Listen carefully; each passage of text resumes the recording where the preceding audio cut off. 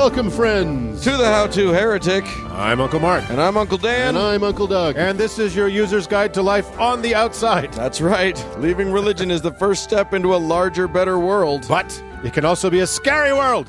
Things work differently now. Especially around Halloween. Never fear. That's why we're here. We're your audio uncles. And with help from good friends and experts in all sorts of fields, we're going to share the stories and seek the knowledge to build a great life. After all, you only get one that we know of, so you better make the most of it. Let's do a show.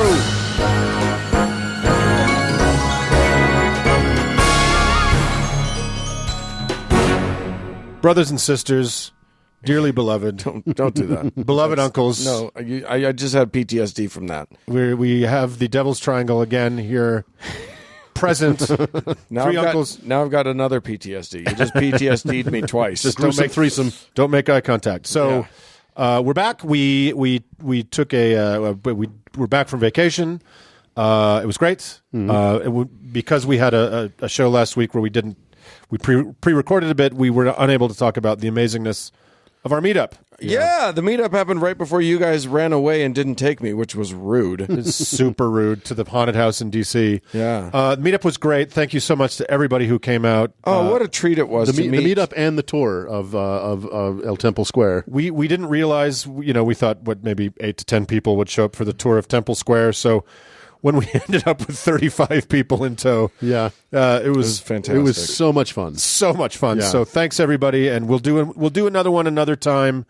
But for the moment, we're just going to go ahead and do the show. And next year in Jerusalem, I feel like. For sure. Anyway, hey, today's show, it's a barn burner. We're going to have some fun with some things. You, Uncle Mark, are going to talk about a bit of high tech for It's a haunted alphabet. it's actually the lowest tech you can get. There's no tech. It's no tech. Zero tech. Yeah. But boy, is it spooky, because it is the end of October, so spooky times. And then Uncle Doug, I'm gonna talk about the horror movie in the Bible. you're gonna bring about the end of the world. Yeah, well, you have to be way more specific than that, but we'll see. Right. Yeah. Exactly. We'll see. The horror movie. It's a whole. It's a franchise. That's right. But So it's a great show. It's spooky. It's a little scary. So let's jump in.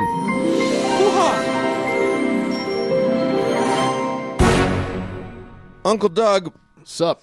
look, I don't always know how to direct my life. I don't always know. Always implies that you sometimes do. Exactly. By don't always, I mean never. Right. No. We all need a little direction. Yeah, and sometimes I think, especially in these spooky days, I think there are people, wiser people than myself, in other realms that might be able to be helpful. That's just a true. That's just common sense. Yeah. So, but the question is, how do you get that information from them? How do you squeeze them for that knowledge? Yeah. And I think Uncle Mark might be able to help us. What do you think? I think Milton Bradley might have something to say about that. Yeah, exactly. So you were close. So, fellow uncles, as Uncle Dan mentioned in this episode, I think this episode will publicly post on All Hallows. I don't know why I can't say that. All Hallows Eve of this year of our Dark Lord 2018. Yeah. I thought I would delve into a kind of holy technology. And it's a blandly common piece of holy technology, one that can be bought for $21.37 at America's most satanic of retailers, Walmart. Oh, sure. Yes, my friends, I refer to Hasbro's modern version of the old spirit board, the Ouija board. I love it. Yeah. So Spirit board. it's funny because That may be the stupidest phrase of all time. spirit board or talking board was another name. Oh, really? Sure. So, Uncle Doug, as an aside, Uncle Doug and I were just in Washington, D.C. last week, and we stayed in the most amazingly spooky old Victorian Airbnb. Ooh, That was fun. crazy. And it was kind of late at night. it was super dark, and we were trying to like scare ourselves. So I actually tweeted out, if anybody on Capitol Hill in Washington D.C. has a Ouija board, I need it. So we didn't get any takers. No, and I couldn't sleep that night because that little girl wouldn't stop singing. I hate it when that happens. Just shut up. I get it. You were murdered in the house. You have to turn the TV off before the static comes on. That's how she comes out. So it is odd that something that still very much haunts the fever dreams of Christians, at least in America, I don't know if this is true elsewhere, and as we'll see, it's taken as seriously as a sizzling stick of dynamite by what's likely a majority in this country, is available in the toy section right between Monopoly and Mousetrap. Right?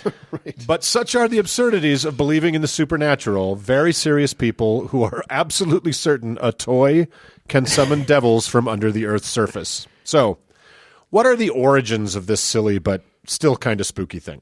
The yes game.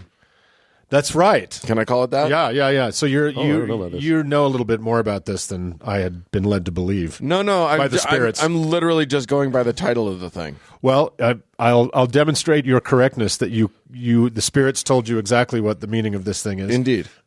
So, Ouija board enthusiasts like to say that its origins are, shrouded in the mists of time, like it was a discovery made in the cave of some alchemist on the Silk Road by Marco Polo. But no, there were some kind of ancient, of course, in different cultures, there were all these ancient kind of scrying and soothsaying methods. And one of them was automatic writing. Mm-hmm. And we talked about that in episode 42 with David Icke, that lunatic, Right. a little bit. And automatic writing is just kind of a one-man Ouija board, right? Right. You just start writing stuff and then claim it wasn't you. You're speaking in tongues on paper. Yes. So and that tongue is English. right, some of those things did exist. Those methods of mediums contacting the other side did exist, but nothing in the form of like the Ouija board, which was a really tremendous leap forward in the technology. Yes. What a time it was. Yeah. I just want to go back to the fact that he said there's Ouija board enthusiasts. Oh my God, there's a museum. Is that really? Yes, there's an actual museum, and I can't remember where it is, but they have like Ouija boards from across time and spirit boards from across time. Wow. But back to the origins. We've talked about the birth of the spiritualist movement in the U.S. anyway, when we discussed the spooky Fox sisters a week or two ago, and Helena Blavatsky and the Theosophists. So it was about the same time, around 1840, that the first talking board appears. It had the familiar alphabet and numerals 0 through 9, the yes and no, but the planchette, which is the thing we recognize as the little heart-shaped thingy with the lens in it that slides around on the board, had 2 wheels and a pencil. It was kind of a weird mess, but it allowed the medium the freedom to interpret the chicken scratch any way they liked. I see. In any case, they didn't really catch on much. So, now here's a quick little aside. The little sliding around doohickey, the planchette, that sounds like a common enough word. And I figured, they've adopted it from some other usage to describe this thing. That sounds plausible. That is all a planchette is. Oh, really? It's the sliding around thing on a Ouija board. Okay. It's got its own word. It's got its own special great. word. It's not I would have probably I didn't know that term, so I would have called it like the stylus or something. I'm not sure. But planchette. Huh. It also sounds a little bit like a garden squash of some sort. Or like the iron you put on the stove to heat up to right. Sure. And iron your it's French for little plank. Oh. Isn't that sweet? So anyway, I just thought that was weird. So anyway, the spiritual movement really got turbocharged by the end of a little-known historical event, the American Civil War. As most people know, the death toll and the general chaos was unbelievably traumatic to the nation. And with so many people so recently killed, there was a huge upswell in people trying to contact the dead. If you were in the seance business was good. So this is even nuttier. A very popular form of, I'm using air quotes, contacting the dead at the time was called table spinning or table tipping. And people would sit around. We've all seen these kind of Victorian images, right? People would sit around a table and get all trancy and ask to contact some dead so-and-so. and a medium would always be at the table. This was not the amateur medium thing had not happened yet. Right. So, so a medium would always be sitting there, and the table would tip or spin. Strangely, always away from that medium whose knees were not visible. Oddly enough, yeah. It would tip or spin in reaction to questions or as the alphabet was recited. And as Dan inferred, the tricks used to make it happen were simple and rudimentary. You'd get a toe under the leg of the table, or you'd use your knee. And there were even these hooks. They would wear these kind of elegant sleeves, right? And they would have their hands on the table, but they would have these hook things strapped to their forearms, these wire hooks that would slide under the table, under their So it cuffs. could look like the table was moving. So yeah, your hand is atop the table, and yet the table is rising up to you. Right. Amazing. So Mysteries of the underworld. if you can imagine waiting for a table to tip as you got to the letter W, was a little time consuming. And so most of those started just focusing on yes or no questions, Right. like the Fox sisters, because it was just getting exhausting. And Imagine trying to summon Xerxes. Lift the table 15 times if the answer is and sponge cake. shysting people in seances was a volume business, so you couldn't have it take all night. So this is why the talking board was created, allowing much more detailed information to flow from the other side. As originally designed, the medium would have attendees place their hands on the planchette with their own, and they would be the initiating movement. Now, remember, very few people who went to contact dead relatives were skeptical. Like Fox Mulder, they wanted to believe. Right. So then, eventually, this businessman named Elijah Bond saw dollars to be made selling a consumer version of the medium's device. So he patented a version in 1890 and began selling them. They didn't really catch on much until 10 years later. His employee, William Fund, took over the manufacturing and rebranded the talking board as the Ouija board. He claimed the name had been revealed to him while playing as the Egyptian word for good luck, which it is not. No. The Arabic for good luck is either, and I'm going to kill this, Ichaza Sedan Perfect. or Bil Tafik, depending on the situation. So the spirits got that wrong somehow. Then maybe later a more Arabic fluent spirit told him this, because he later said the meaning of Ouija, as Uncle Dan rightly surmised from the spirits, is a conflation of the French and German words for yes. Yeah. Much closer to the truth. We and ya. Maybe it's Reformed Egyptian. Maybe that's what. It's reformed all the way to French and German. It's so reformed, it's not even Egyptian. So the Ouija board cut out the middleman of the shyster medium and allowed generations of kids and not-so-kids to shyster themselves on chilly October evenings everywhere. It's kind of a ghost story in a box. Well, it's amazing. People do actually shyster themselves, as you're saying. And shite themselves. Yeah, well, there's that too. But like, it's one of those things that people can actually trick themselves into thinking they're being communicated with.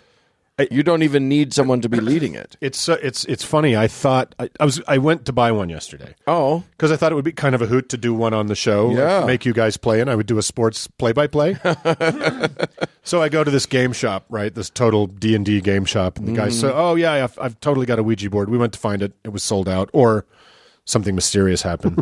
ooh. And I said, oh, that's too bad. I really wanted to get one. He's like, well, come back next week. I'm like, it'll be too late. And he's like, this is like the comic book guy in The Simpsons, right? Sitting behind the counter, and he's like, well, just so you know, I've seen a lot of bad shit happen to people with Ouija boards. So be careful. It's so common. It is so common. And as I'll talk about in the end of the segment, how life and death serious people are about these Well, things. you sent a flag out to me. You're like, hey, will you look around up by you? And I went to a department store up by me that has a game aisle, and I was standing there looking at all the games, and an attendant walked by, and I said, do you guys have a Ouija board? And he was just like, oh my God, no. Okay. You scared the shit out of him. We could just make one. So, like, I've got a Sharpie and a piece of wood. Exactly. Like I said, it's basically a ghost story in a box. And if you believe in the thing, I guess it's a much cheaper version of the Hellraiser Lament configuration, right? So the question is, how does it work? It can be only one of two ways. Either the afterlife is an infinite Victorian parlor where Harry Houdini and Aleister Crowley just hang around, sipping vermouth until someone calls them through the veil with a board game, or there's a rational explanation that doesn't require eternity to be a drawing room from an Agatha Christie novel. So I have a hunch it's the latter explanation. I'm going to go out on a limb here, guys. Oh, my God. Follow me if you dare. There is something called the ideomotor response or ideomotor reflex. Is that where idiot comes from? No, in fact, it's not at all. It's it's basically... But it can't affect idiots. Yeah. Ideo meaning idea, motor meaning movement. So to save ourselves some time, we'll call it by its abbreviation, IMR. The IMR describes how oftentimes unconscious or involuntary motor responses occur in relation to a thought or having a mental image. It also describes the idea that one can be susceptible to cues in such a way that one might not think they are acting in a physical way, although they are. So classically, when the first person to exert pressure and move the planchette is suddenly followed by the others, each one's certain they're not making it move, when in fact they all are. Right. They're just responding to a cue. And then they're sure that they're not moving it to a certain thing. Right. When in fact their brain has had an impulse to something. Right. And their body is just sort of like trying to make that happen without their being aware. Right. They're being aware of it. Right. So here's a description of the IMR effect, the ideomotor reflex, by Professor Terence Hines from his really interesting 2003 book, Pseudoscience and the Paranormal. He says, the planchette is guided by unconscious muscular exertions like those responsible for table movements, referring to the table tilting. Nonetheless, in both cases, the illusion that the object, table or planchette, is moving under its own control is often extremely powerful and sufficient to convince many people that spirits are truly at work. The unconscious muscle movements responsible for the moving tables and Ouija board phenomena seen at seances are examples of a class of phenomena due to what psychologists call a dissociative state. A dissociative state is one in which consciousness is somehow divided or cut off from some aspect of the individual's normal cognitive, motor, or sensory functions. So what he's saying at the end there is that the fuel that drives the IMR is a desire to believe. Right. Surely this makes sense in kids at a sleepover that are very much looking for a scary experience. You're moving it. No, you're moving it. Totally. It's perfect for that. Yeah, they play the Ouija board, they tell ghost stories, and they say Bloody Mary 3 times in the mirrors, right? Because they're definitely wanting to be scared. Yeah. And they'll put themselves, they put themselves immediately into that place. Yeah. They're susceptible to the IMR. And I suppose fully adult people like those that were desperate to contact tragically lost loved ones, like Civil War widows, for sure wanted to believe. Yeah. And unscrupulous quacks were only too happy to oblige their desperation for a fee. But then there is that massive group of non-children, non-mourning, fully grown adults who would shit a sacramental brick if they were in the same room with a Ouija board, just like the guy in the toy aisle yesterday, right? And by that I mean religious men and women who have driver's licenses and bank accounts and college educations, etc. And get to vote. Yeah, and have children and a lifetime of religious indoctrination about virgin births and empty tombs and floating zoos has them pre-primed to believe just about anything, right? Right. So why we won't know if they're susceptible to the ideomotor reflex because they'll never play with a Ouija board. They absolutely believe a Hasbro board game is the literal key to the real upside down. So, of course, American Christianity has always hated spiritualism and its offshoots. Nobody wants competition among the credulous, right? So they've long inveighed against Ouija boards, tarot cards, etc., but it wasn't until a Ouija board played a central role in a seminal 1973 movie that the suburban terror of the boards really exploded.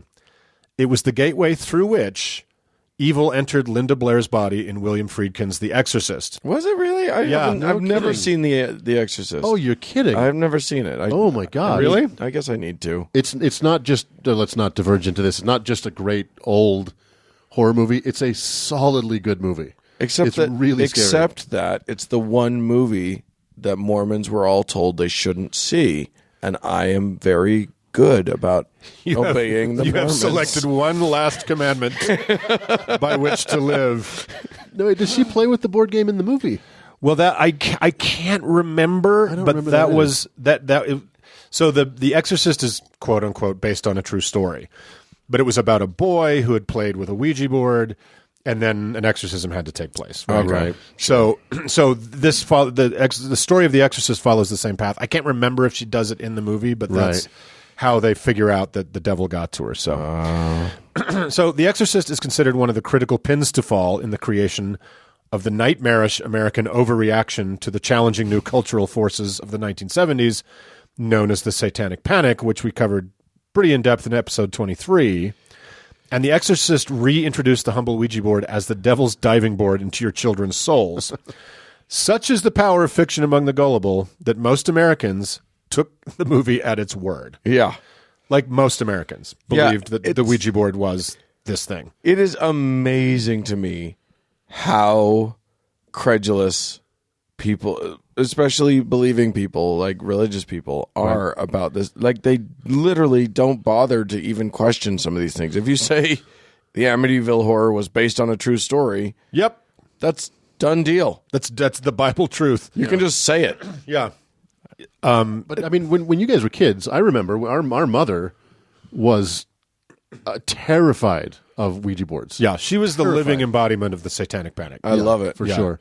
Well, and for a while we couldn't have face cards. Yeah. Either because those were considered. Yeah, I don't evil. know what that deal is. We'll have to is look that at just that. about gambling, or is there more to it? No, it Is was about tarot It's- sort of stuff. it's- I- or- yeah, we should look into It was that. closer to that. It was closer to the face represented somehow. Ooh. So And truly, what is a jack? Nobody knows. No one knows. it's not a title. That's not just a guy's name. I'm the Jack of Earl. So there are a ton of fascinating examples of how deadly seriously, for real people, have taken Ouija boards. So from authors that claim to have channeled whole novels through it from people on the other side, to a literal mistrial in the 2000s for a murder conviction because jurors were found to be secretly using one to try to get testimony from the victim. Wow. Yeah, that's a The true. luckiest murderer in the world. Well, he had a mistrial, and then he got tried again and still found guilty. So he did it. All right. The judge used the Ouija board and found out he did it. So Yeah, right. And even to children having found to be having them and shipped off to Christian reindoctrination camps, Of course. and all that torturous shit that's great for kids, et cetera, et cetera. But there's a really fascinating example to end with that has significant local cachet for those of us in the Beehive State. In his That's excellence, Utah, for those of you who don't know. that's the great state of Utah, Brigham Young founder. In his excellent nonfiction book about the tragedy of his seriously fucked up family shot through the heart, Michael Gilmore goes through generations of a torturous family history to arrive at the events surrounding the double murder committed by his brother Gary and his subsequent execution by firing squad in 1977. You guys read that? I have, yeah. I haven't read the Great book. It's a great book. It's pretty dreadful. I mean, pretty dreary. It's grim as fuck. But, Yeah.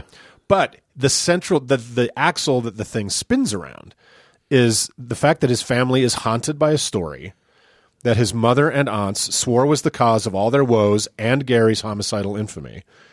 Never mind that their family had, generational abuse of all kinds, mental illness, alcoholism, abandonment, cyclic poverty, etc. The story his mother's generation is haunted by has to do with his aunt and mother secretly buying a Ouija board as children. And one spooky my October God. night, it probably would have been around 1920. One spooky October night, they huddled on their bedroom floor asking it if anyone was there. When the planchette slid to yes, they gasped. Remember, these were... What if it had slid to no?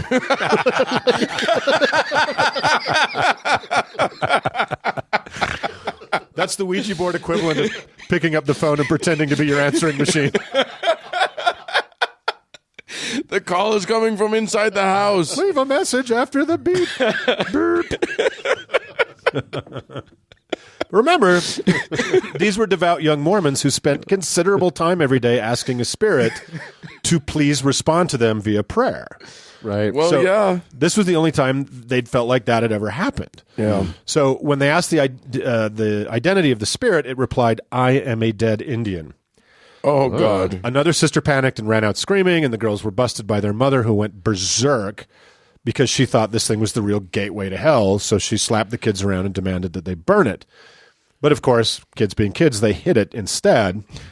And a few nights later, Because they're curious about this Indian. yeah, this is a spooky thing. It's $22 is a lot of money back then. so. A few nights later, on Halloween, they tiptoed out to the barn and tried again. There, the Indian told them that he was killed for murdering someone, and it's important to point out that there was very well-known local lore that a Ute Indian had been disemboweled nearby by early Mormon settlers for allegedly murdering someone. Interesting. And he wanted revenge. So everybody knew this ghost story, right? Right.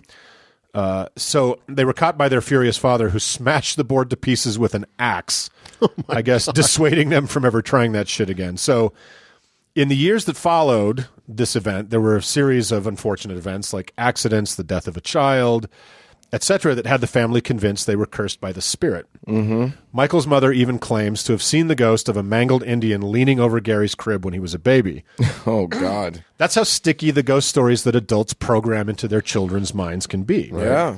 So, of course, they did not contact a murdered Native American seeking revenge, and thus set in motion a series of events that would eventually lead the U.S. Supreme Court to declare capital punishment legal in response to their son and nephew's double murder. You don't know that. It could have been. All right, let's ask the board. Okay.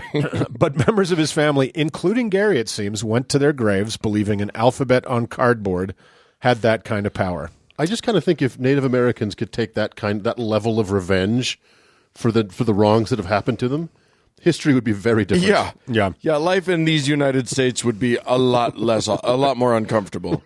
So that's kind of the story of the Ouija board, guys. It's a ridiculous thing that has far too great a place in the fevered American mind. Yeah, and the fevered Christian mind. Do not fear the alphabet on a cardboard, as you say. It's not something to be worried about. And so to take us out of this segment, I shall now conclude with an a cappella rendition of Morrissey's haunting 1989 hit single, Ouija Board. Ouija board, would you work for me? I have got to say okay, we're going to end now to an old friend. Before we get into Ouija copyright board, trouble, Ouija board, I'm going to stop. We're would moving you work for me? on.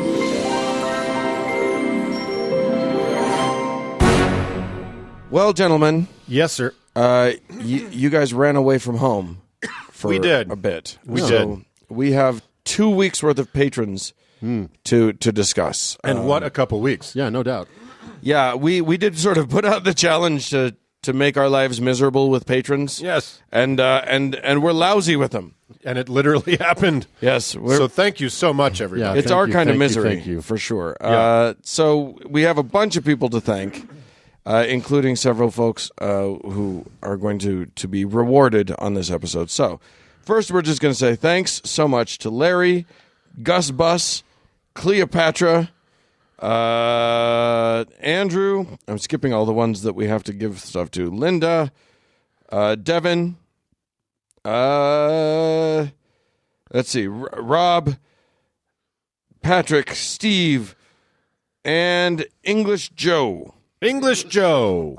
So thank you guys so much. These are all people who are giving to us as patrons, but we do for higher level donors we owe things. So first, we're going to give personalized saints. Yeah.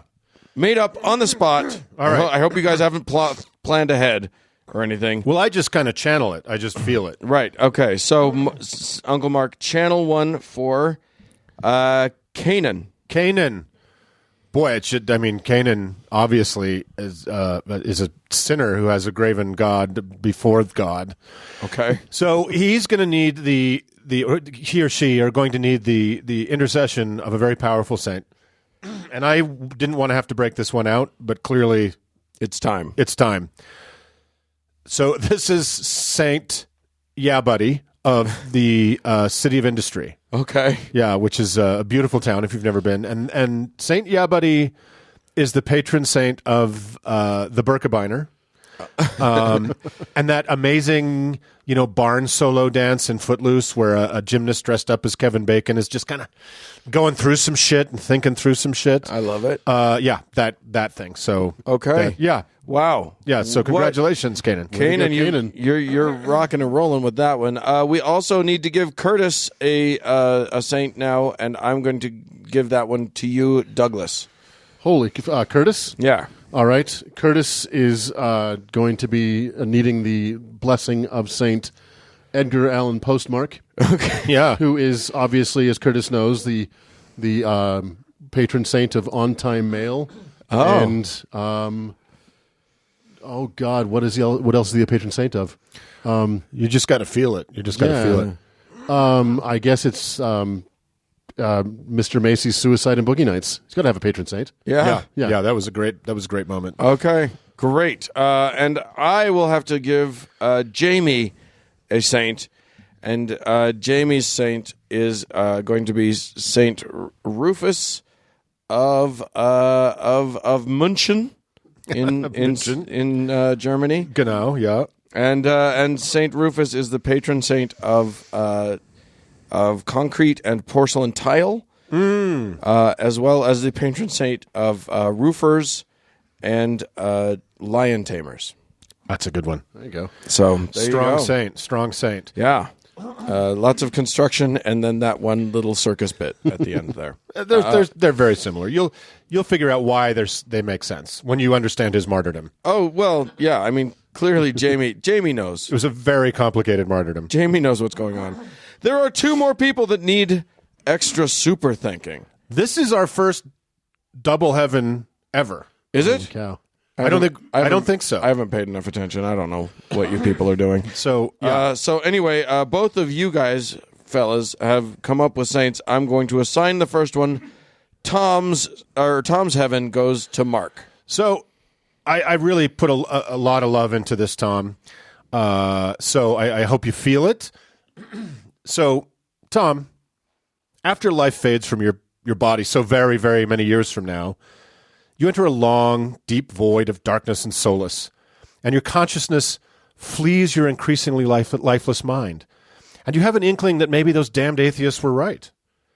And maybe we do just fade to black, away from the pain and the noise and the light, a non-eternity of non-being, a peace we can't experience but become part of forever. The beauty of this forever is sublime as you slowly deperson forever and ever. The end. And that's it. Congratulations. In that final moment, when your atoms are joining the great subterranean silence of the cool earth, you suddenly hear three tones in succession. Doom, deem, doom. What the fuck?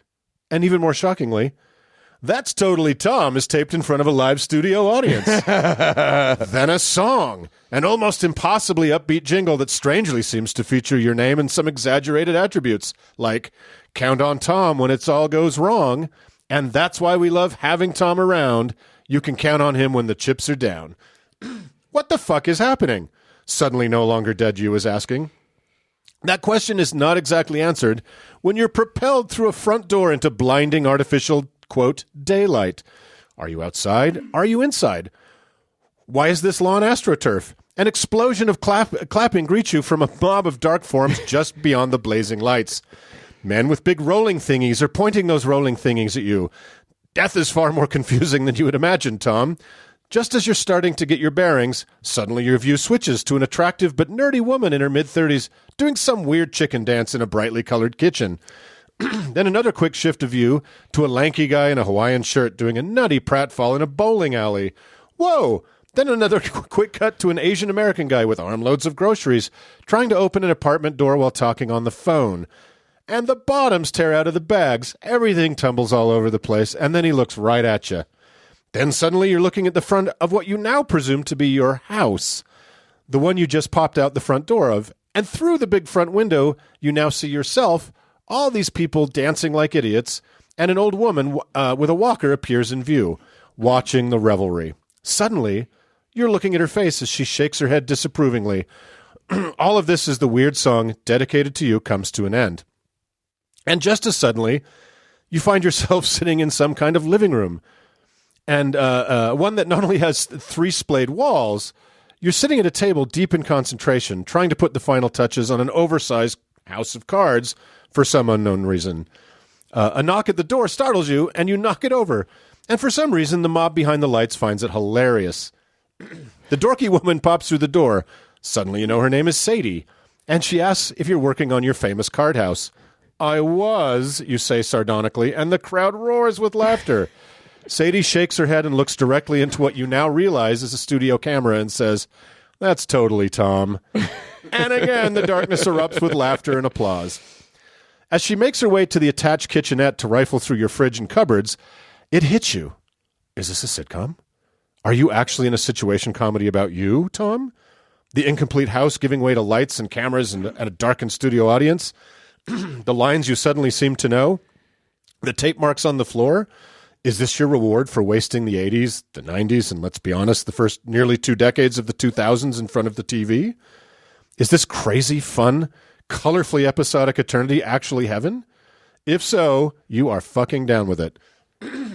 Before you know it, Randall, your best friend and the overwhelmed Asian guy from the opening credits, is frustratedly trying to explain how he was in a crowded airport security line and got bumped from behind, causing him to grope the attractive model in front of him. But damn it, Tom, he didn't grope her. He's so upset about the false accusation that you and Sadie are trying to help him reenact the moment, when the door flies open and in pops your nosy neighbor lady and landlord, Mrs. Bamberger. Oh, wow, what an embarrassing, impossible-to-explain moment she caught the 3 of you in. She turns to one of the cameras and groans, "That's totally Tom." A little later... Wait a minute. I was really hoping for a Randall. All right, fine. Oh, it can be there, too. A little later, the 3 of you are trying to unwind by playing a game of charades, when that irascible Jarvis comes through the door with, of all things, a tuba.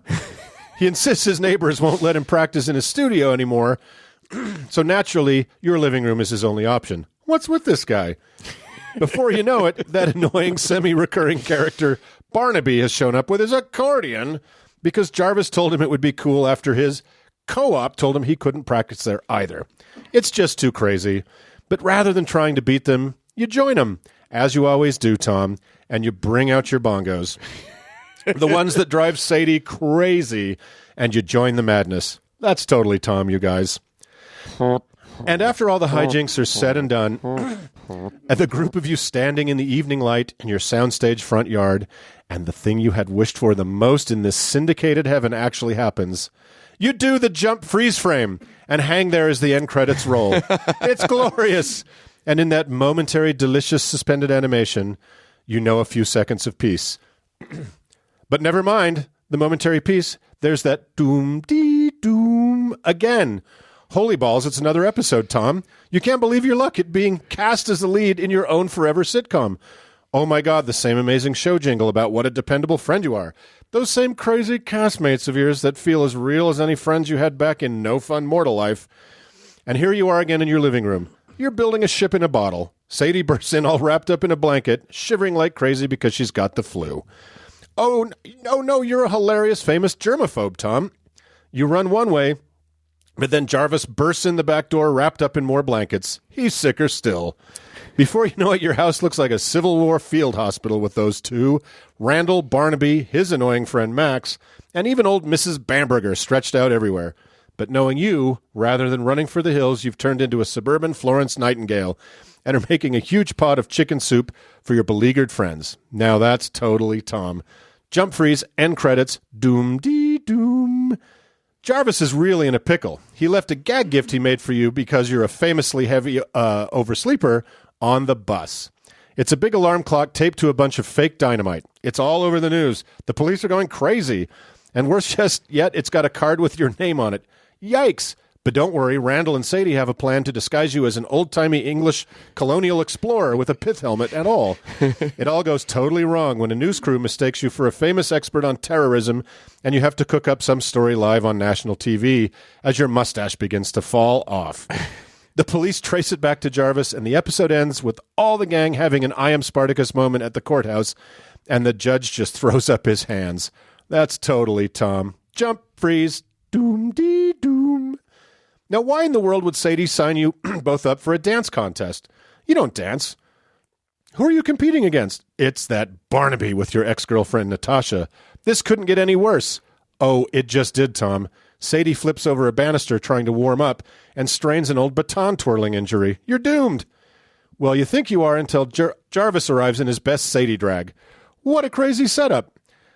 Well, only crazy because Jarvis can dance and takes the lead as you win the contest. But because you're Tom, you come clean about cheating and hand the trophy to your nemesis Barnaby. That's totally Tom. Freeze! Doom-dee-doom. Are we going to go through all 22 seasons of this thing? You're nearly done with your third try at your famous card house when Jarvis inexplicably pole vaults through the front window in an old circus strongman costume. The crowd goes nuts. Then Mrs. Bamberger roars up in the front of your house on her Harley. Freeze! Doom-dee-doom. Sadie, how the hell did you get trapped inside the arcade claw machine? And how am I supposed to get Randall's lockpick set when he's trapped on the roof of City Hall? That's totally Tom. Freeze, doom-dee-doom. It's dizzying, Tom. The lights, the laughs, the fun hijinks you get into and then seem to get out of. Just in the nick of time. But wow, working, let alone living in episodic television forever is a grind you never realized what a chore it was. Day to day, day after day, show after show. Your only moment of rest is freeze, doom, dee, doom. Exactly. And Sadie and Jarvis and Randall are great, but if they would just think a plan through before they got you all locked in a mall overnight or having to deliver a speech at the Bullfighting Hall of Fame induction ceremony, you could take a day off. I mean, how absurd can you get? But this is apparently what forever holds for you, Tom. The show is so popular, it's been picked up for infinite seasons. Maybe our heavens are a result of the places we escape to hide from the drudgery of our single, precious, mortal lives. And this is the place that you've built with all the lumber you sent to the world beyond from when you were alive. But at least at the end of the day, you can say with certainty, that's totally Tom. Congratulations, Tom, on your heaven, a place from which there is no escape and no respite. Wow. Holy shit. Let's move on from that before Mrs. Bamberger gets her spin-off. We need to get to one more heaven. So, my God, here we are.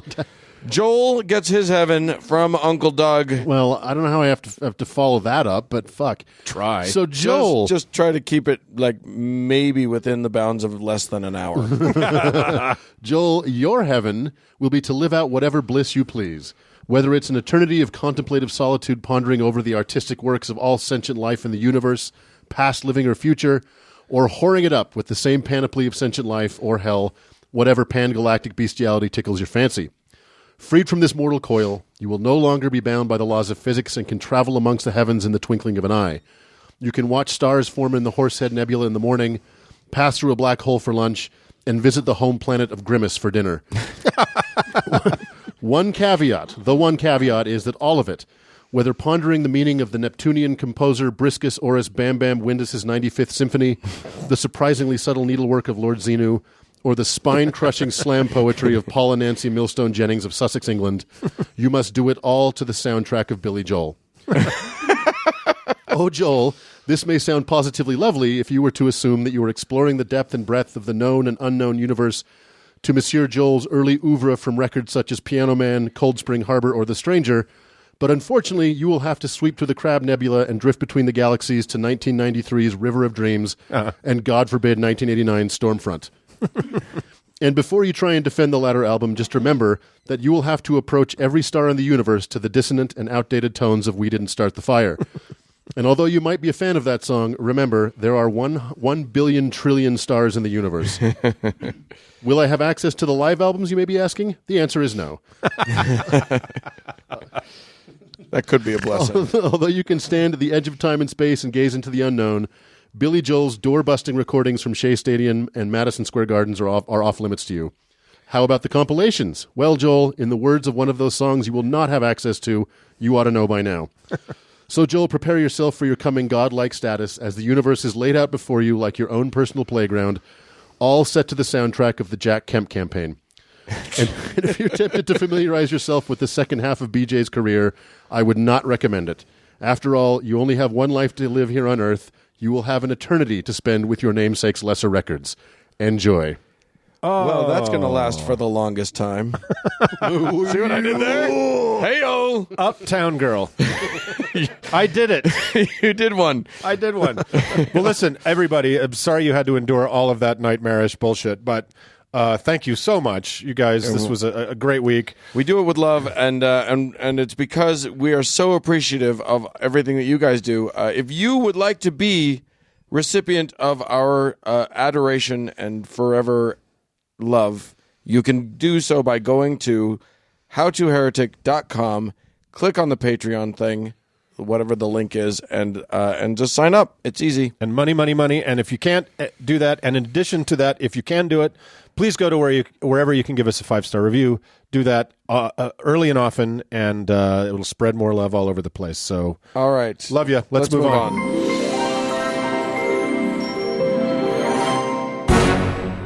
Uncle Mark. Yes. What if we could see the future? Well, boy, howdy, sign me up. Well, actually, I don't know that I want to know. Depends on what the future is. Yeah. Well, my understanding is that at some point in the future, apocalypse. What sort? Or is that now? It's the Boy, it sure seems like question. Will all the Christians disappear in this event? And if so, bring it. And if so, how can we make this happen? Yes. How what do can I we need to speed do? this event? I know it has something to do with Israel. Yes. Let's all, I mean, we're praying with you there, Christians. Yeah. Uncle Doug, Yeah. what you're going to tell us a little bit about the future, aren't you? Let's hope it's not Through future, the but lens of the past. I'm going to exactly. I'm going to tell you Bronze about Age version of the future. somebody's version of the future. So I thought, in honor of the fact that it is Halloween time, that I would dive into the Book of Revelation. Because if you really want to spook yourself out, turn the news on. But I thought maybe we could take a respite from all of the madness and talk about the end of the world. Yeah, we can take a respite from all this crazy American evangelical-driven political madness and examine the reason for this American evangelical political madness. Yeah. So, so we're going to talk about the Book of Revelation today. And we're only going to talk about half of it because I've decided to make this a two-parter because there's so much in it and there's so much to cover, and I just don't think we can do it all in one bite. So we're going to do the first half of the Book of Revelation, and we are, of course, reading from the King James Version of the Bible. Yeah. The only one. Yeah. And so the Book of Revelation is often misreferred to as Revelations. It is not. It's just the Book of Revelation, a.k.a. the Revelation of John, the Apocalypse of John, the Revelation of Jesus Christ, Revelation, or one of the main sources of all of the world's problems today. It's the last book in the Christian Bible, which is, as we'll discuss, has caused some problems. The title derives from the first verse of the book, which is the revelation of Jesus Christ, which God gave unto him to shew unto his servants things which must shortly come to pass. Wait, shoe? Shew. That's SHEW. Yeah, show. That means show. Yeah. They were fancy talkers back in King James Some time. of that fancy talk. In the Jacobean era. I like to think that Jesus is supposed to reveal a new shoe to them, but I'm going to keep that as my private little fantasy version of. It's a gladiator sandal. Charles Nelson Riley just came darting into the Book of Revelations. A major improvement, methinks. Yeah, right? I mean, The center square. How do you think Jesus spoke? Come on. like Ed Wynn. This is a Sermon on the Mount. Okay. I don't know who that was. The fact that this is not the only place. You can tell we really don't want to talk about the Book of Revelation. I know.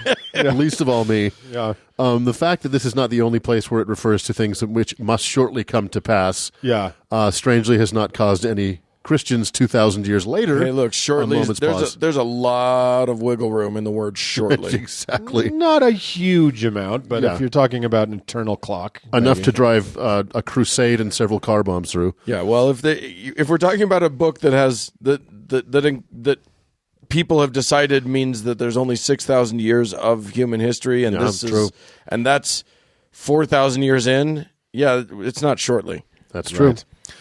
So this book was written somewhere between 81 and 96 CE, although even that's disputed. For a long time, the book was thought to be kind of a comforting a comfort to early Christians who were Jesus, suffering. how bad did they have it? Well, that's the funny thing. Yeah. They were suffering under the yoke of Emperor Domitian. Yeah. Hate that guy. And the idea being he was such a tyrant that this was like, hey, guys, don't worry, it's going to get better. By everyone dying. By everybody dying. But now the thinking is, because apparently Domitian wasn't the tyrant that he was thought to be. Yeah, that's kind of a bit of Christian spin. Exactly. Yeah. The book is this book is actually written in the context of an early schism in the early Christian church between early Christians who kind of wanted to have better relations with the Roman Empire and those who did not, which include the author of the Book of Revelation. And then the People's Front of Judea. Exactly. The author being Dan Brown. Early versions of the Bible omit this book, although by the councils of Carthage in 419 it was fully accepted as canon. However, the Eastern Orthodox Church currently does not include it. So this wasn't part of Nicaea. It was, and it wasn't. So it's there are versions that included it and versions that didn't. Okay. Because the book is so strange. It's so different than any other book, especially in the New Testament. It's kind of a fever dream. It's crazy. Yeah, it's hallucinatory. Yeah, and so they didn't know where to put it. They didn't know how to include it. They didn't know where to include it in the. I know where to Basically, put it. they're like, look, we want the damage this book is going to do. We just Right. don't know how to We package just it. don't really It's know. just weirdly written and Yeah. And even Martin Luther, for example, didn't like the book. They're going all the Well, way he through. was a pretty cuddly guy. But because it's so strange, so violent, it doesn't fit. It is written differently than any other book of the Bible. It took them a long time to figure out where to put it. So they thought, oh, we'll stick it at the very end. What harm can that do? Right. So with all that said, let's begin. So Have we begun already? we're going to do this. So in chapter 1, we start with a ton of flowery bullshit, including repeatedly saying that this is all about to happen. In verse 9 of chapter 1, John introduces himself and says that he is our companion in tribulation.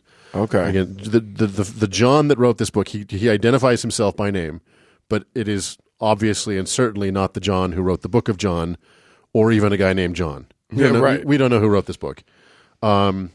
So any Rapture book or movie aficionado will know that tribulation saints is a big part of the myth, and tribulation will be a major theme of the book going forward. John also claims that he is on the Isle of Patmos for this revelation. Okay. There is a cave. There isn't. Where is that? That is it's island off of Greece. Okay. And I Google Earthed it. It's positively beautiful. They have amazing white parties. It's a big gay destination. And you can rent a scooter for nothing. Well, it looks very much like a little tourist island, which I guess it is. It's a major Christian tourist site. The Cave of the Apocalypse is actually a UNESCO World Heritage Site. Okay. So there you go. So Bring a sandwich. an angel begins to speak to John with the voice like a trumpet, that he is to write down what he sees and send them to the 7 churches in Ephesus, Smyrna, Pergamos, Thyatira, Killing it. Sardis, Philadelphia, Yeah. and Laodicea. So this whole book... in that trumpet like Yeah, I mean, what is? I mean, he spoke with the voice of a trumpet. Does that mean that this angel sounded like one of the adults in a Snoopy cartoon? Exactly. Boy, and you think we're weird now? Okay, so trumpets were different then. so this whole book was written for 7 churches in these 7 locations. There's a great verse about the Son of Man clothed in a garment down to the foot, and quote, and gird about the paps with a golden girdle. Which is Where are the paps? I don't know, but I want it. Well, was that Jesus that was all pap girdled? The Son of Man, the Son of Man papped around the girdle. He girdle. died at 32, right? Yeah, Okay, 33. So I just turned 50. I have paps that need girdling. You do. At 32, I certainly did not. I got him Jesus was a doughy savior. Was he? He was a little He doughy. was kind of a chunky son of God. He just needed. Patreon goal. We're going to get a golden girdle for Uncle Mark. I'm going to get my paps all golden, gilded. My man paps. We hit verse 14, which is definitely one that Megyn Kelly has cut out of her family Bible. Speaking of Jesus, it says, his head and his hairs were white like wool, as white as snow, and his eyes were as a flame of fire, and his feet like unto fine brass, as if they burned in a furnace. So not the white Jesus that you see in the pictures. So he's brass colored. He's extra white. Brass colored. Well, his hair is white, but Yeah. like white wool. His skin is copper. You know. Oh, he's got hair like white. Well, he's got Morgan Freeman hair. He's Morgan Freeman. Yeah. Well, of course. Again, yeah. Megyn Kelly's Megyn Kelly's favorite scripture. Now the paps make sense. Verse I 16. feel like that was vaguely racist, and I'm not sure how. I don't know what you just. No, that he's an old man, Okay. like me. Yeah. And he has he's a beautiful head of white hair. Keep digging. Oh, stop. I love Morgan Freeman. Verse We all do. 16 introduces us to the two-edged sword Jesus, having a two-edged sword come out of his mouth. Yeah, this is sword mouth Jesus. Sword mouth Sword Jesus. mouth Jesus. Do you have it there? Do you have verse 2? Verse 16. I don't have it. Okay. I don't have it quoted here, but that's so. Basically, the idea is it's metaphorical. The word of God is a two-edged sword, but more than once he talks about just having a sword sticking out of his mouth. So, all right. Basically, we're dealing with a crazy person. Oh my! Writing. Or to you us. Just strap in. You got to have an act, right? If you come back, you got to step it up. You need some sword swallower. I will give the writer of this book this. They definitely kind of build to a crescendo. He's a golden papped sword swallower. That You just wait. The number 7 features very prominently for reasons that I do not care about. But here's an example in verse 20. The mystery of the 7 stars which thou sawest in my right hand, and the 7 golden candlesticks. The 7 stars are the angels of the 7 churches, and the seven candlesticks which thou sawest are the 7 churches. Okay. So basically, John has been chosen. Again, we don't know who the fuck this guy is, to receive this vision, and he spends some time telling us how awesome he is, and how much he and both Jesus hate the Nicolaitans. yeah, they're the worst. Fuck those Necronomicon. Right. Who are the Nicolaitans, and why does Jesus hate them enough to mention them by name twice? Nobody knows. They're an early Christian heresy that's only mentioned here, and that died off not long after this time. Relevant information. Sure. Right, super important. It's good. It's in the Bible. I'm just glad to know that that they hated people. Yeah, That's just nice He to does. know. He says, I hate them. Jesus goes on to... So now Jesus tells John to write to the 7 churches, and he gives him a series of bullet points he wants him to write down. So he goes on to decry the doctrine of Balaam and Balak, which is basically distilled down to that if the Israelites are immoral, it's not their fault, but the fault of these 2 dudes. This is a rabbit hole we will not go down today. In verse 17, Jesus tells John that he will give the righteous a white stone with a new name written on it, which no other man will know. So there's that. Great. critical information. Weirdly, the main problem Jesus has here in this section is Jews who aren't Jewy enough. Yeah. So, we're still in the moment where I know I had that Christianity problem. was a messianic Jewish sect, Right, not necessarily a distinct religion. So, okay, chapter 3 is mostly a giant waste of time, except for verse 15 and 16 where Jesus says, I know thy works, that thou art neither hot nor cold, which sounds much better when it's coming out of the mouth of Bill the Butcher and Gangs of New York. In verse 20, Jesus says he's standing at the door knocking, and that's the genesis of all of those... Oh, behold, I stand at the door and knock. Those stupid pictures of Jesus knocking at the door. Yeah. That's where you get that from. Yeah. Okay. And all you have to do, apparently, is just not open the door and you'll be fine. Right. Yeah, look, if I look through the people and there is a brass papped motherfucker out there with a sword sticking out of his mouth, not opening the door. Nope. I'm calling 911. Not again. Yes. Don't make that mistake twice, 3 times. Okay. So chapter 4 is where the fun begins. Immediately John's vision starts, and he gets pulled through a door in the heavens where he sees a throne surrounded by a rainbow. On the throne is a being that looks Gay. like Jasper and a sardine stone. Now, What?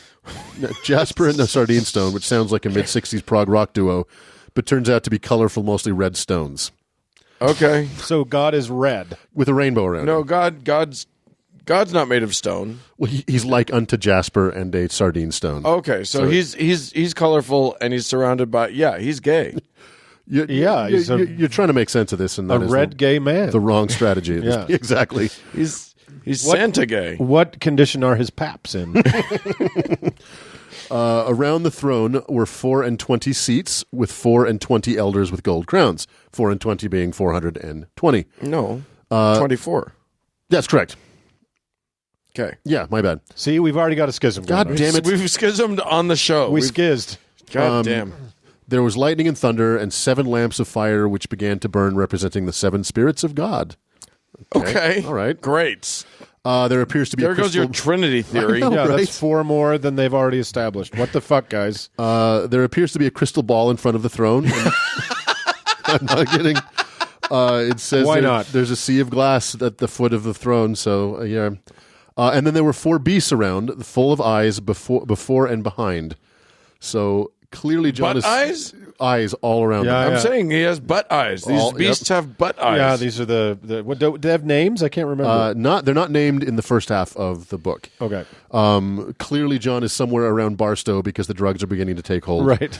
The 4 beasts had 6 wings each, are covered with eyes, don't sleep, and constantly chant, "Holy, holy, holy Lord God Almighty, which was, is, and is to come."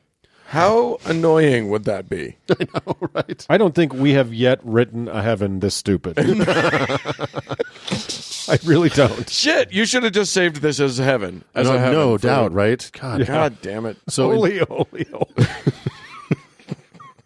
stupidest fucking. Wait, who was doing the chanting? Was it the beasts? The beasts, yeah. The eye beasts? The It feels like a lot of these biblical books are the first draft. Oh, for sure.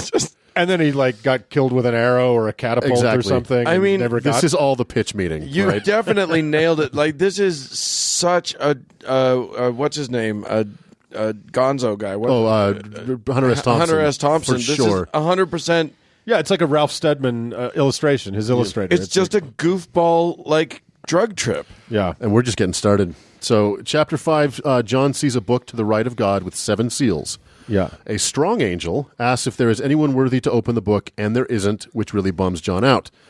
However, one of the elders tells him not to worry because a vivified slain lamb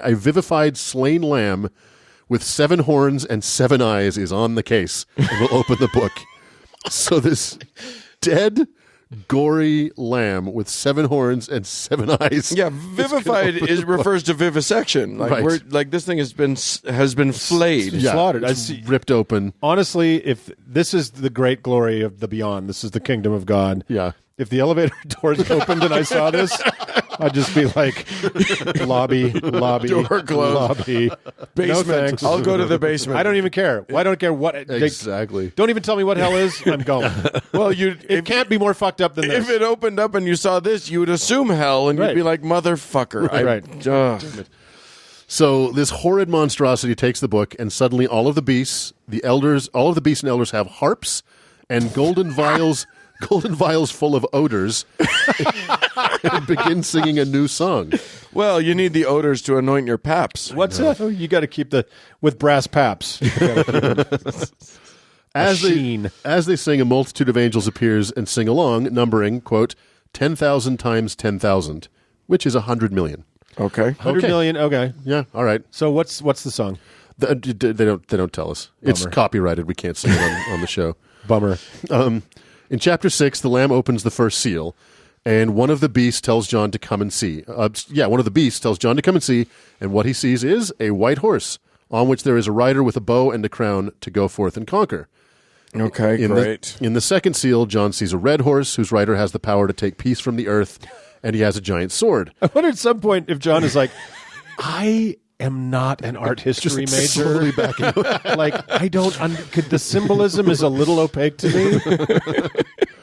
In the third seal, John sees a black horse whose rider has a pair of balances, about which the 4 beasts say, quote, "A measure of wheat for a penny, and 3 measures of barley for a penny. And see thou hurt not the oil and the wine." What? What? There's a market? I don't. There's a fucking market in the middle of this hallucination. I mean, don't know what to tell you. Thanks for that, beast. Yeah, I appreciate the info. I wasn't really on the hunt for wheat. Right. Am I the wheat guy for heaven now? I swear don't to think God. Is that my job? I don't have any change. I'm sorry, like, I feel like So the Lamb opens the 4th seal, and now we're getting to the heat of the meat. Imagine, if you will, the voice of Johnny Cash as he says, "And I looked and beheld a pale horse, and his name that sat on him was Death, and hell followed with him. And power was given unto them over the 4th part of the earth, to kill with sword, and with hunger, and with death, and with beasts of the earth." okay. Okay, so for those of you keeping score at home, we have 4 horsemen. a white one to conquer, a red one for war, a black one to measure very small amounts of gluten, and a pale one with hell on his six. And we got 100 million angels, 4 beasts, a fucking skinned alive lamb, And a pap in a pear tree. and a red god with a rainbow. And 4 6-winged beasts with eyes all over them. Yeah. Oh, my God. Yeah. Okay, now let's see, where are we? So the 4 horsemen have come to be represented as conquest or pestilence, Right. war, famine, and death. So now the Lamb opens the 5th seal, and John sees the souls of all the martyrs for Christ crying out for vengeance.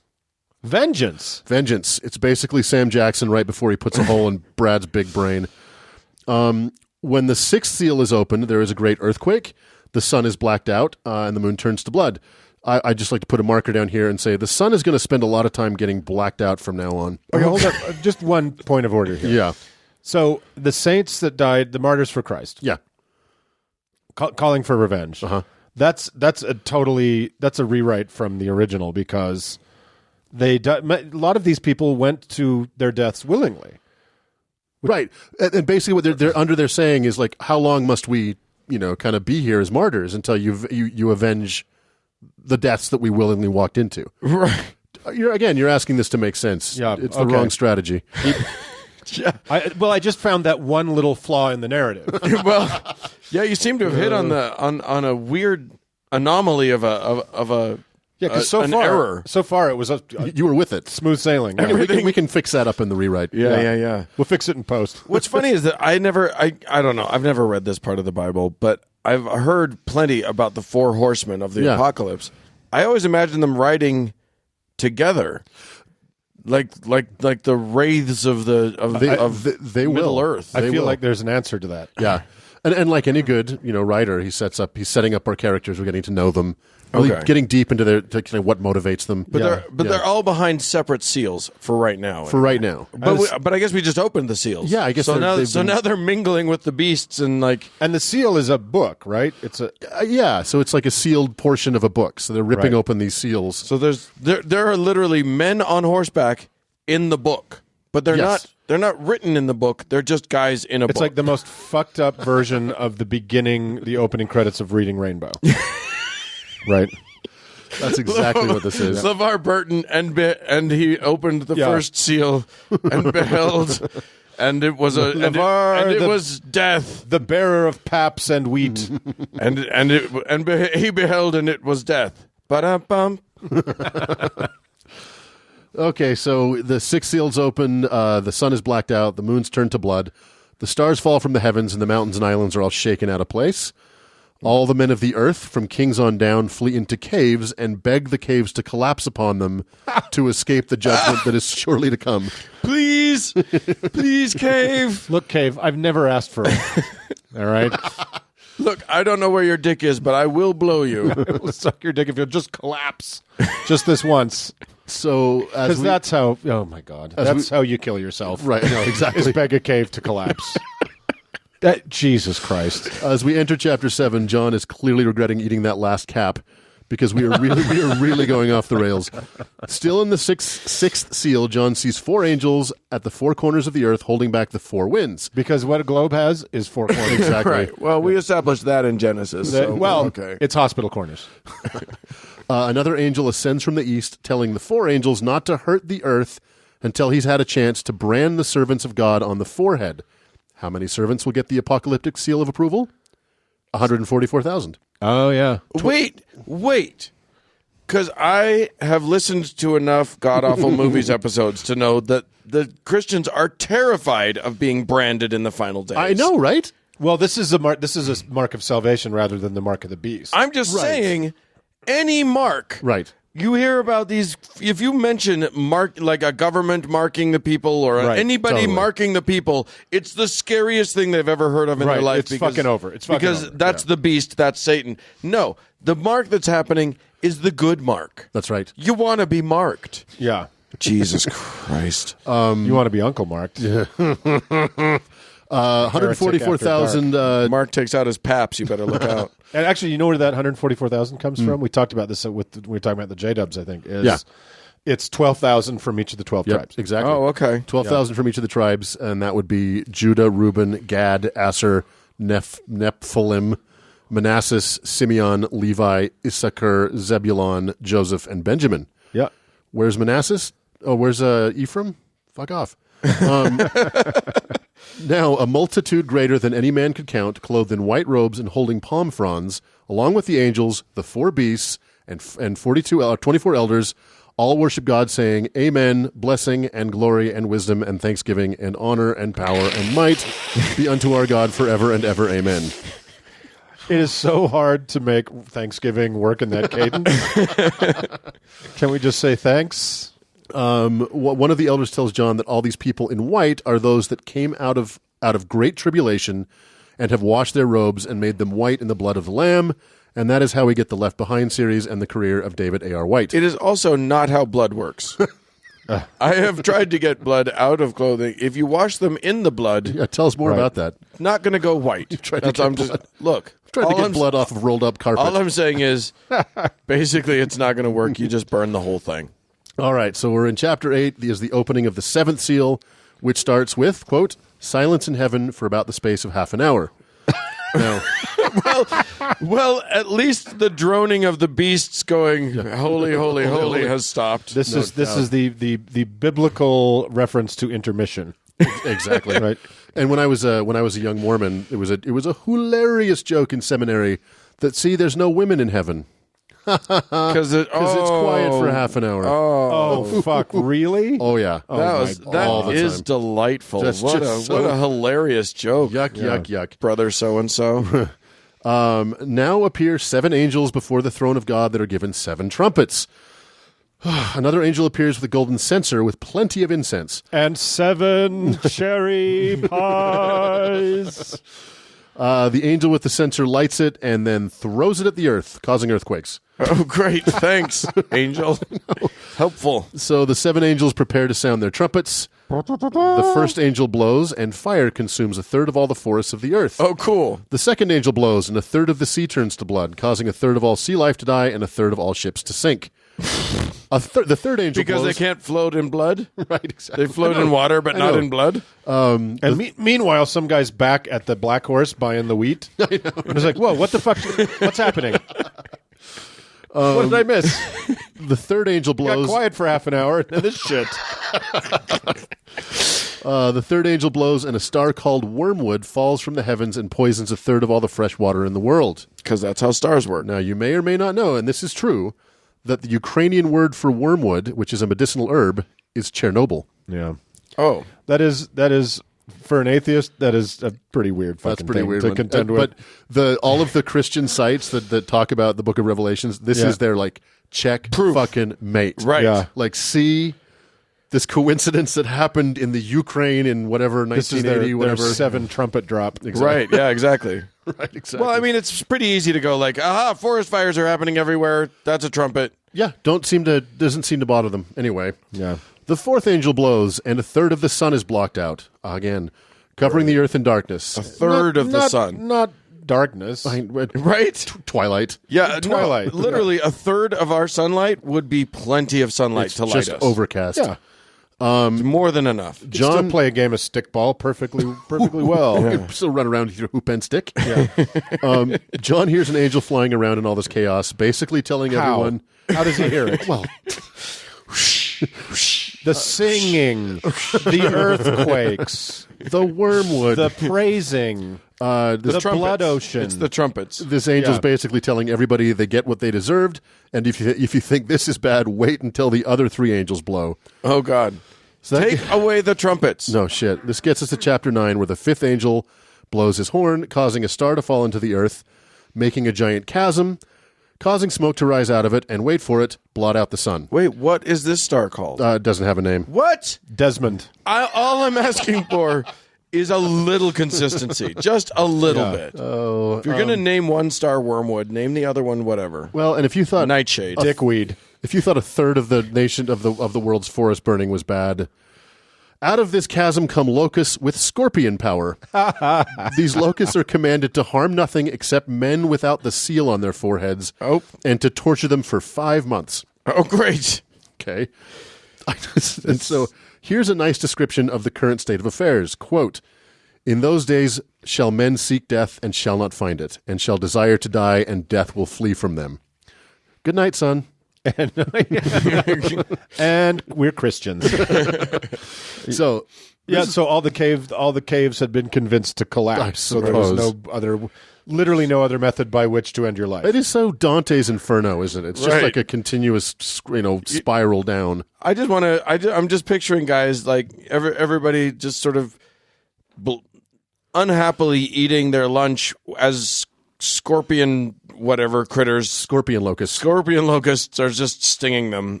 Okay. Ouch. Just trying to type at work. Yeah, exactly. Fuck. And then the hummingbird squid All right, so pollinated all the coral. This one also is where a lot of Christians put a lot of belief in the veracity of this book. Okay. Verses 7 through 10 are commonly believed to be John trying to describe tanks and or helicopters. Oh, I've heard The this. idea is he's looking into the future and he's got no frame of reference for an Apache helicopter or an Abrams tank. So, Right. so he says, "And the shapes of the locusts were like unto horses prepared unto battle. And on their heads were, as it were, crowns of gold, and their faces were the faces of men. And they had hair as the hair of women, and their teeth were as the teeth of lions. And they had breastplates, as it were breastplates of iron, and the sound of their wings was the sound of chariots of many horses running to battle. And they had tails like unto scorpions, and their stings were in their tails, and their power was to hurt men 5 months." Helicopter. It sounds exactly like that's. It's uncanny. How much a helicopter looks like a horse with a crown. Right. And lion's teeth. And a person's face. You can go on YouTube and you can see Christian pastors go through this, and it's the Point by lion's point. teeth are the painted mouth on the A10 shark's warthog. mouth. Yeah, totally. And the death comes from their tails, which, as we all know, you can totally get killed if you get hit by a helicopter's tail rotor. I Yeah. mean, that's just Yeah. Well, obvious. I mean, I've seen what was How do you think I got this scar? These forces, these locust forces, have a king. This is really kind of a throwaway line, but it's interesting. In Hebrew, his name is Abaddon, but in Greek, he's Apollyon. But if you've watched any Rapture movie, he's clearly the UN General Secretary. Or Nikolai Carpathia. Exactly. Yeah. I just feel like the locust things have a king. Like I know. right? locust, scorpions, It's and by the way, is there a better heavy metal name than locust scorpions. or Arpatheon or whatever it is? Oh, yeah. Apollyon. Apollyon. Okay, so now we get to the sixth angel blowing his trumpet, and believe it or not, things get worse.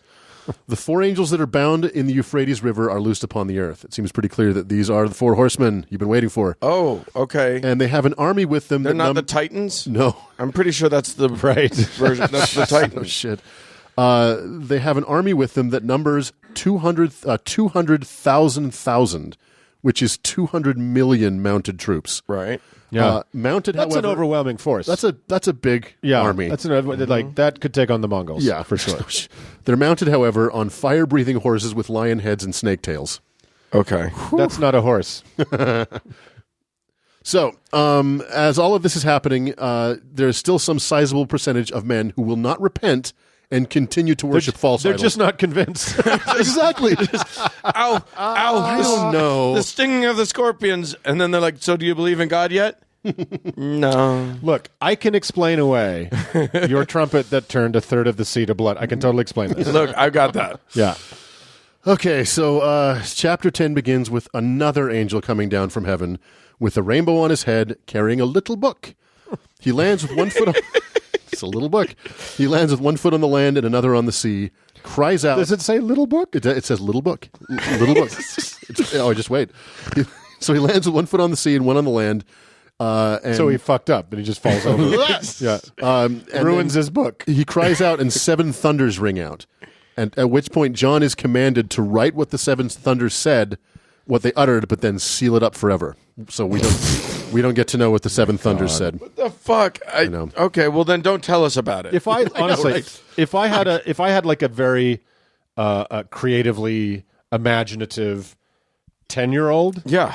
and they'd written this as their creative story, I'd be like, pretty awesome. All right. That's I mean, amazing. it's an incoherent fucking mess. Next but, time we'll work on narrative structure. But right. Exactly. but I really like how creative you are. Yeah, you read Harry Potter and it inspired you, Yeah. and it's all insane. But So this is where you want to take your kid to the doctor. Right. John is commanded to go and take the little book from the angel and eat it.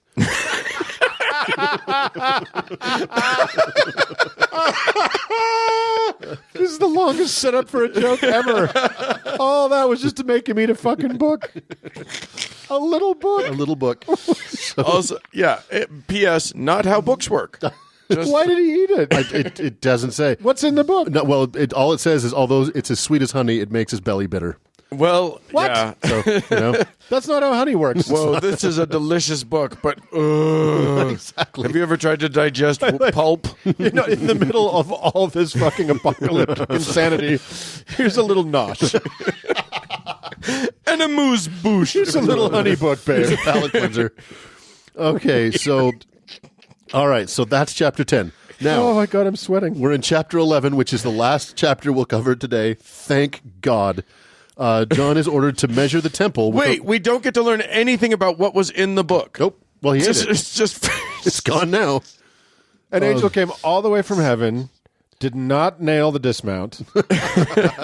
in a sea of blood, burning forest, with one soggy foot. locust with an autocrat in charge of them. All this going on, and to deliver a book.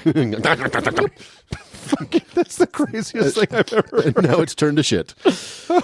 Okay, so chapter 11, John is ordered to measure the temple with a rod.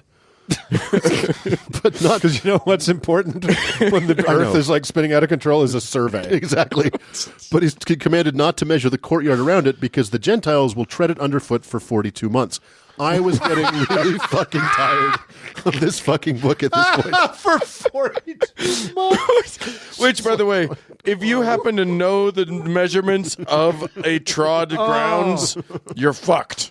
Never know the measurements of the grounds that are going to be trod. And 42 isn't even a multiple of 7, which is even more insane.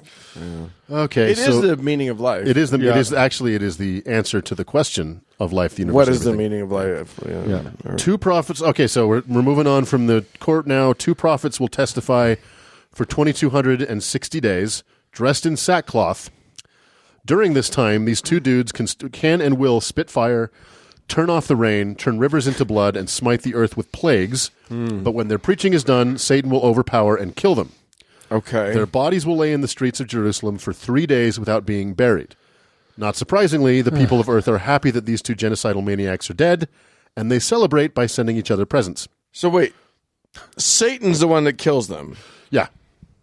and then But then that seems like a great thing to do. but of course, after 3 days, they get up and ascend to heaven. Of course they do. After which there is, of course, an earthquake that destroys 1/10 of the city and kills 7,000 people. The remainder fall on their faces and worship God. Finally, the seventh angel blows his horn, but this time it's met with a voice crying out, saying, quote, "The kingdoms of the world are become the kingdoms of the Lord and of his Christ, and he shall reign forever and ever." And part 1. Oh, we get to end with Handel's Messiah. Exactly. Great. So if you came here for the Whore of Babylon, the Antichrist, or the Second Coming, you'll have to wait till part 2. Well, I'm dying to see how they wrap up all these threads because What's great about this it is like the last Avengers movie, right? There's a lot of great stuff right. going on. Yeah, Thanos just barely snapped his fingers. Yeah. It's literally unfollowable. Yeah.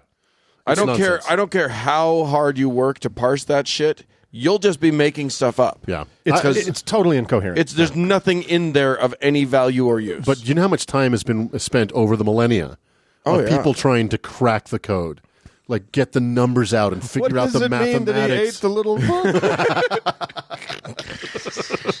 Oh my god! I love all of the moments where like you think something significant's gonna. Oh, the little Right. book. The little book's gonna tell us something. Right.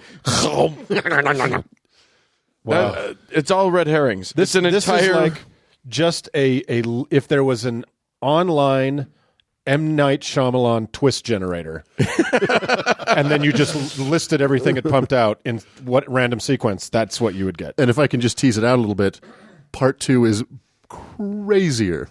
Crazier. Oh my God! This is all like the part one setup Well, for the grand finale. I'm glad that we had a little snack on a little honey book. Yeah, And I guess we'll pick this up next week, right, fellas? yeah. Next week, boy, I'm looking forward to it, and a little fearful.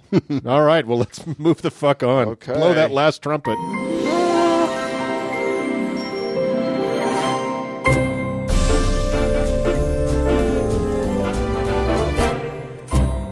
Well, friends, that's it for this week's show. Hey, we'd love to hear from you. Send us an email, howto@howtoheretic.com. Or if you've got a weird little book that doesn't mean anything that you'd like me to eat, you can tell me all about it on a voicemail at 903-88-HOW-TO, which is 903-884-6986. What the fuck is that actually about? Yeah. And we're also on Twitter at HowToHeretic and on Facebook as well. Hit us up there. Yeah, hey, thanks so much once more to our patrons and all of you who give us those 5-star reviews. Yes, please keep that up. Thank you so much. We'd also like to thank Cody Layton for editing the show. And thank you, dear friends, for tuning in. Thank you. Au revoir. Bye, everybody.